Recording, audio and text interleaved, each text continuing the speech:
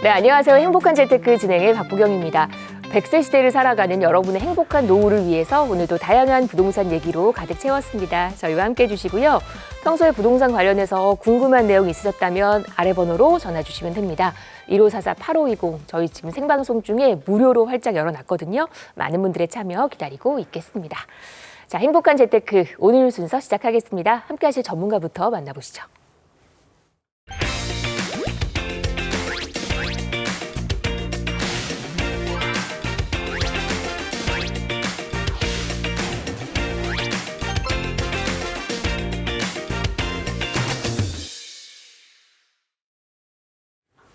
네, 저희 오늘은요 양팔석 전문가와 이 시간 함께 하겠습니다. 어서 오십시오. 네, 안녕하세요. 반갑습니다. 네. 욕속 부달, 이 빨리 가려고 하면은 결코 도달하지 못한다. 이 논어에 나오는 글입니다. 이 흔히 대한민국의 빨리빨리 문화가 오늘의 고성장을 이뤘다고 말하는데요. 실제 기초가 탄탄하지 않은 상태에서의 빨리빨리는 모래성을 쌓는 것과 다름이 없습니다. 제가 차라리 조금 늦게 가는 것이 결국은 도달하는데 더 빨리 도달할 수도 있습니다. 제가 부동산 상담을 많이 해보다 보면은 많은 분들 중에 일부는 굉장히 조급해 하시는 분들이 있으세요.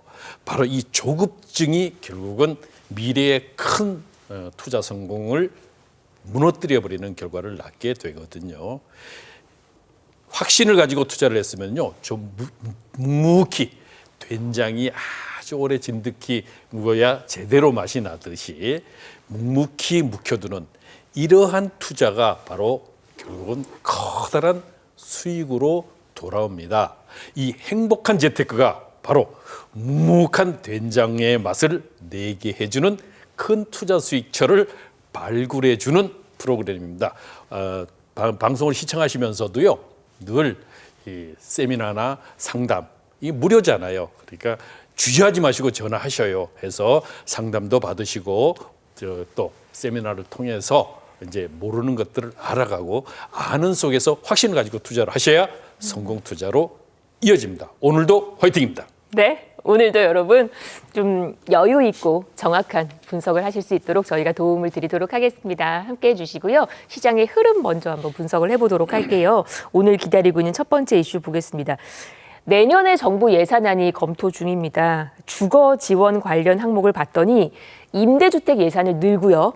주택 구입 자금 예산은 대폭 삭감을 한다고요.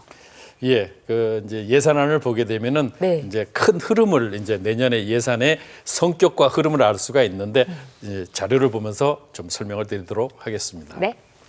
그렇죠. 내년 정부 예산의 이 주거 지원에 대해서는 임대는 크게 확대를 하고 대출 부분은 조여주는 바로 이것을 시행하고 있는데 한번 좀 더 구체적으로 한번 살펴보도록 하겠습니다. 자, 우리가 임대 부분에서 출자 부분을 8조 5,100억으로 전년도보다 자그마치 5,600억 원을 증액시켰죠. 또 융자 부분, 이 임대에서도 융자 부분을 14조 6,325억으로 2조 5,545억 합치게 되면은요 7조 약 7조 7천억 정도가 됩니다. 이만큼이 어떻게 증액이 됐어요. 이것은 무슨 말이냐면 실제로 이제 저소득층의 이제 내 집 마련이라기보다는요 저소득층의 주거 안정에 초점을 맞추는 바로 이 정책이라고 볼 수 있겠습니다. 반면에 청년 월세 한시 특별 지원이 있죠. 이것도 1,300억 원으로 책정이 됐는데요. 전년도보다 523억이 증가됐습니다. 증가율이 자그마치 66.7%입니다. 자, 이만큼 증액, 청년들이 월세에 대해서 한시적으로 특별 지원을 하는 이런 제도죠. 자, 이것은 바로 증액된 부분인데요. 반면에 줄어든 것이 있죠. 그것이 바로 주택 구입과 전세 자금에 대한 융자, 바로 잔금, 우리가 주택 구입에 대해서 주택 구입에 대출 그리고 주택 전세에 대한 대출 요 부분을 어떻게 줄였습니다. 줄여서 자그마치 3조 7,556억을 이제 전세 제도에 대한 부분들 우리가 주택 구입을 할 때는 어디요? 디딤돌이라고 하는 디딤돌 대출이라고 하는 저리의 자금이 대출이 되고요. 그리고 또 전세 자금은 버팀목 대출이라고 하죠. 이 버팀목 대출이 있는데 이 대출 합쳐서 3조 7,500억 정도를 줄여버렸습니다. 지금 국토교통부의 내년 예산안 중에 가장 큰 폭으로 줄어든 이런 부분인데요. 우리가 이 현재 정부의 내년에 그 부동산 대책을 보게 되면 결국은 뭐예요? 주택 구입 자제하라. 그다음에 또 하나는 전세 자금 대출을 줄여서 점차 월세화 성향으로 가게 되는 것들을 우리가 확인할 수 있겠습니다. 네, 주거 지원 관련해서 내년 정부의 예산안 살펴봤습니다. 다음 이슈 보겠습니다. 초강력 대출 규제로 서울의 아파트 거래량이 급감했습니다. 그런데 평균 거래 금액은 오히려 상승세를 보이고 있다고요. 그렇죠. 이 자료를 보시게 되면 네. 확실하게 알 수가 있는데 보시게 되면은 평균 거래 금액입니다. 평균 거래 금액이 15억대를 이미 넘어섰습니다. 즉 이제는 현금 부자들만이 이제 주택 구입을 할 수가 있는 시대가 왔는데 그만큼 현재 세 차례의 부동산 초강력 규제에 의해서 바로 이런 현상들이 나타나고 있죠. 이 보시게 되면은요 서서히 이렇게 증가한 것을 알 수가 있고 실제 서울의 현재 평균 이런 그 중위 가격의 평균가가 이미 14억대를 넘어서고 있거든요. 그런 그 평균가보다도 더 높은 이런 가격대가 돼야만 실제 이런 것들이 계속 증가가 되고 있다. 그러면 우리가 25개 자치구, 서울 시내 25개 자치구를 전체적으로 묶었잖아요. 묶어서 강남 3구를 제외, 강남 3구와 그 외에 서울의 22개 구의 평균 상승률을 지금 보게 되면 약 1.6%, 강남 3구는 2.2%가 지금 오르고 있습니다. 그러면 이렇게 강력하게 묶어도 결국은 강남 3구가 더 오르더라. 이것은 상당히 시사하는 바가 있죠. 또 경기권을 한번 살펴보겠습니다. 이 경기권을 살펴보게 되면은요. 12개 지역이 규제 지역으로 묶였잖아요. 이 12개 지역의 평균 상승률을 보게 되니까 이게 1.2%입니다. 비규제 지역, 물론 여기 12개 지역 비규제 지역이 있죠. 비규제 지역에 대해서 평균 상승률을 보니까 1.1%밖에 상승하지 않았어요. 크게 차이가 나지 않습니다. 물론 비규제 지역 안에서도 동탄이라든가 구리시 같은 경우는 그 상승폭이 더 크긴 합니다만 평균적으로 볼 때 규제가 된 12개 지역이나 비규제 지역의 나머지 지역들을 놓고 보면 상승률의 차이는 그렇게 크지 않더라. 반면에 서울 같은 경우는 그러한 부분들이 전혀 달리 나타나. 이제는 똘똘한 한 채 제대로 된 곳에 문제는 이 거래가 멈춰도 계속적으로 집값은 상승하는 데 그 무게감이 있기 때문에 이 부분을 잘 살펴보셔야 된다고 판단이 됩니다. 네, 집값은 또 계속해서 이렇게 오르고 있습니다. 시장의 흐름 점검을 해드렸고요. 저희 방송에서 언급된 부동산 관련 설명은 전문가 개인의 의견입니다. 투자하실 때는 나의 성향 잘 파악하시고 투자에 대한 판단은 본인의 몫이라는 점 기억하시기를 바랍니다. 네, 행복한 재테크 생방송으로 함께하고 계십니다. 부동산 관련한 궁금증은요, 여러분 아래 번호로 전화 주십시오. 1544-8520 저희 생방송 중에 무료 전화니까 많은 분들 편하게 전화 주시면 되겠습니다. 첫 번째 통화부터 연결을 할게요. 여보세요. 여보세요? 네, 안녕하세요. 반갑습니다. 네, 안녕하세요. 네, 어떤 점이 궁금하실까요?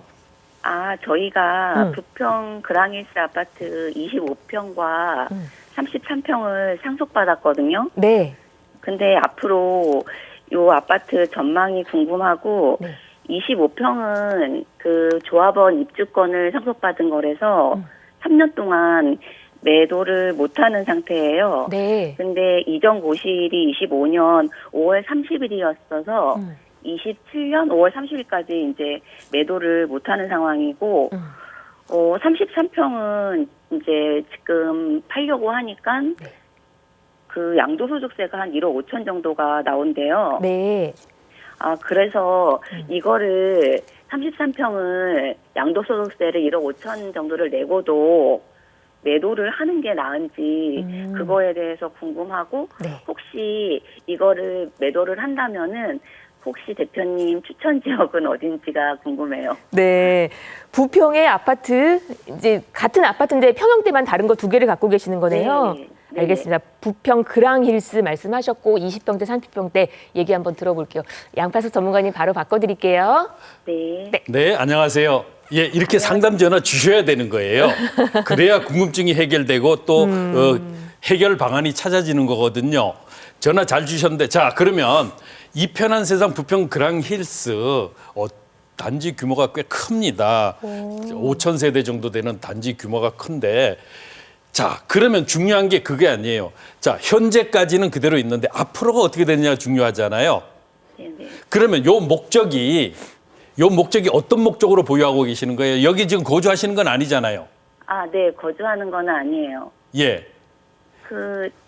그냥 일단 상속 받았고 지금 매도를 25평을 못 한다고 하니까 그냥 보유하고 있는데 저희 입장에서는 요 두 개를 같이 팔아서 그 재테크 쪽으로 관심이 있거든요. 네.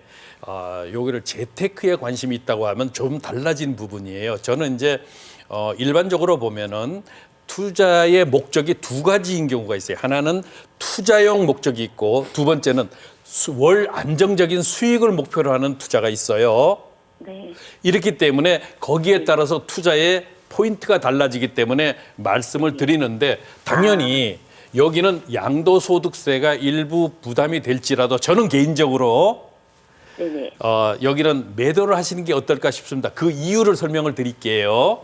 네. 자, 첫 번째, 현재 우리가 인천 지역 전체의 아파트 값은 수도권에서는 가장 낮은 수준에 들어가는데 문제는 그게 아니죠. 자, 여기 지금 현재 이편한 아파트 이외에 주변에 새로 기반 시설이라든가 이런 양질의 일자리 또 교통 편의성이 증대되는 이런 부분들이 앞으로 더 확충될 수 있는 여지가 있는지 이것을 살피셔야 돼요.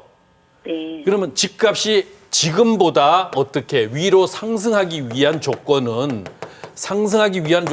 제 방송을 계속 보시면 알지만은 자, 첫 번째, 두 번째, 세 번째 그것이 뭐예요? 바로 다른 어떤 것들을 다 떠나서 교통이 좋아야 되고 두 번째는 양질의 일자리예요. 그리고 편의성, 주변의 편의 시설들이 잘 갖춰져야 된다. 이런 말씀을 늘 드려요. 자, 그러면 여기 주변 지역에 그런 것들이 계속 들어올 수 있는 여지가 있는지를 보셔야 되거든요.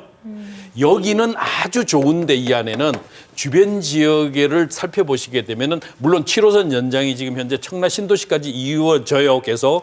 그런데 문제는 이거 이외에 다른 것들이 크게 좋아지는 것들이 안 보이기 때문에 저는 개인적으로 만약에 매도를 하신다고 하면 주변 지역에 가신다면 차라리 청라로 가시는 것도 나쁘진 않다. 물론 여기는 지금 연식이 약 한 10년 차 정도 차이가 나긴 하지만 이 주변에 청라 신도시로 가는 것도 나쁘진 않은데 중요한 것은 인천 전체에 대한 미래 가치로 놓고 보면 그렇게 좋지는 않아요. 청라 신도시는 세 가지의 좋은 조건들이 앞으로 더 좋아지는 것이 제3연륙교가 이제 개통이 이제 되게 되고 그다음에 제2 수도권 외곽 순환 고속도로가 이제 마무리 단계로 되죠. 또 세 번째는 7호선의 연장 노선이 청라 신도시까지 들어가게 되면 서울로 바로 접근이 돼요. 강남으로. 이런 좋은 조건들에서 청라 신도시는 다른 어떤 것보다 또 기반 시설이 잘 갖춰져 있죠. 자, 기반 시설이 잘 갖춰져 있기 때문에 청라 신도시의 안정적인 수익은 확보가 되는데 문제는 지금 투자를 고려하셔서 여기 아마도 재개발 지역에 상속을 받으셔서 실제로 이 지역 같은 경우는 이제 개발이 되면서 그 부가가치가 높아진 것을 몸소 체득을 하셨을 거예요. 이것을 매도를 하신다면 양도소득세를 제외하고 현재 전세 주고 있나요? 월세 주고 있나요? 월세요. 월세요. 그럼 월세를 주고 있으면은 그 매달 그 수익이 좀 발생하는데 그거 어느 정도 확보가 돼야 되나요? 지금 저희가 퇴직한 상태라서 아, 퇴직. 네, 일부를 생활비에 도움을 받고는 있는데 네. 예, 그런데 저희 입장에서는 대표님이 항상 말씀하셨던 것처럼 요거를 저희 지금 살고 있는 집하고 아예 싹 다 이제 뭉쳐서 똘똘한 한 채로 가기를 희망하기는 하거든요. 예, 맞습니다. 그렇게 하셔야 되는 거예요. 자, 그러려면은 인천 지역에 있는 것보다는요. 네, 서울 쪽으로 오시는 게 낫겠죠? 네네. 서울에서도 서울 지역 안에서도 정말 다양해요. 25개 자치구가 있어요. 네. 자, 이 중에서도 현재 금액으로 투자를 해서 앞으로 3년, 5년, 7년, 10년이 지났을 때 그 투자 수익이 배가 되는 곳에 들어가셔야 돼요. 네. 이것이 중요하죠. 그러면 네네. 여기서도 제가 늘 1순위로 말씀을 드리는 것은 강남 3구 그리고 용산. 이것이 이제 처음에 토지거래 허가구역에 묶였는 지역인데 여기 플러스 한강변. 물론 여기에 들어가면 좋습니다. 그렇지만 현재의 금액으로는 어려울 거예요. 네네. 그러면 그다음 차순위가 어디냐? 바로 중상급지로 들어가셔야 되거든요. 네. 중상급지가 없느냐? 당연히 있죠. 요 부분은 이제 물론 별도로 상담 요청하셔서 하셔야 되지만 네. 저뿐만이 아니고 정말 전문가들이 포진하고 있으니까요. 네. 전화 주시면 돼요. 전화 주시는데 어디로 갈지는 그거는 분명히 말씀을 드릴 수 있습니다. 그리고 네. 3년, 5년, 7년, 10년이 지났을 때 정말 투자 수익이 지금 5억 있다고 하면은 10억, 20억 만드는 거 그렇게 어렵지 않습니다.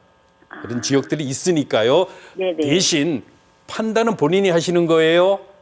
네. 그죠? 예, 네네. 들어보시고 그 부분에 있어서 확실한 포인트를 잡아 드릴게요. 네. 예, 전화 주셔요. 네. 네.